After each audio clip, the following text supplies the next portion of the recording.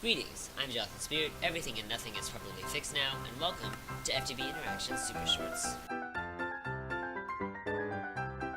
I got this apple from right-clicking on these rustic apple leaves. It is sufficient to make our first apple of restoration. I was told that in this version I would be able to make devil dust out of low covalence dust. It turns out that the beta testers added it on the server, but not on the actual beta file, so I'm going to add the recipe right now and restart. All fixed. Fancy particle effects. Hey, there we go. To spawn a zombie villager, we'll need devil dust, leather, raw beef, and bone shards, which we can get in a basic work table. Right-click on the Zen summoning altar to place items. The order doesn't matter. Then, shift right-click with a bone to start the altar summoning. Now, let's heal the zombie villager. Behold, I have a villager now. He's replanting my crops. I don't know that I'm fully okay with the fact that he's doing this, and then not replanting the seeds.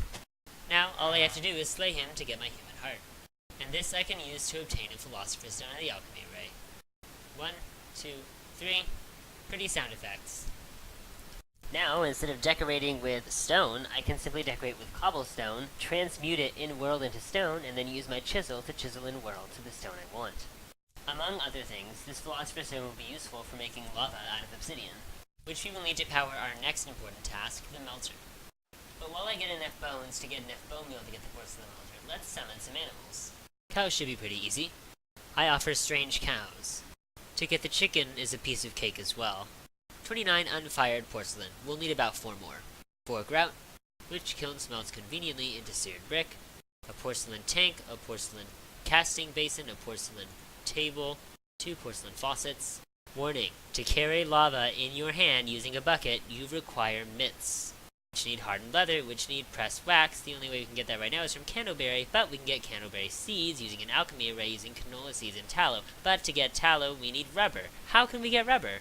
Rubber saplings are clearly not among the list of saplings here. Ah, but rubber leaves are.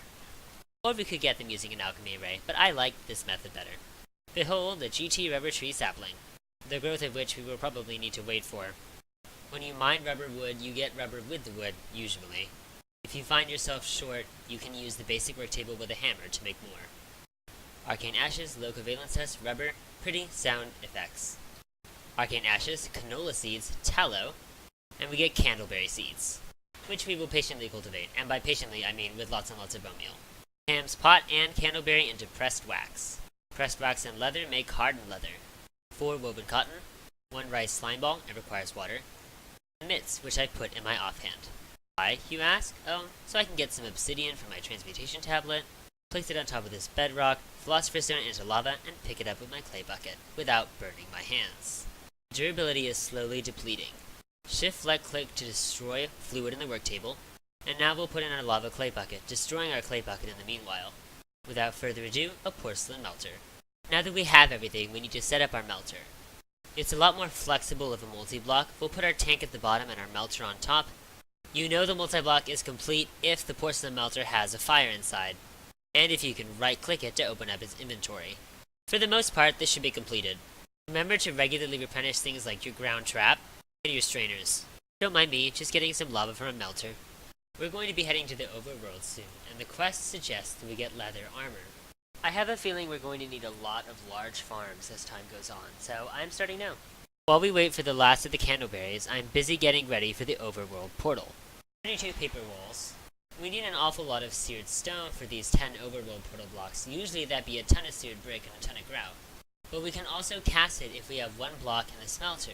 So, we can either smelt grout into 1 seared brick, or melt grout into 1 block's worth of seared stone. I like this option. 20 grout. 24 pressed wax. 24 hardened leather.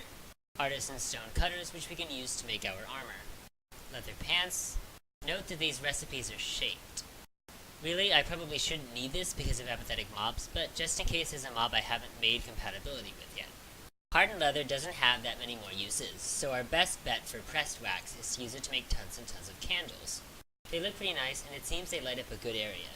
20 seared stone, 40 X-stone tiles, and 40 reeds.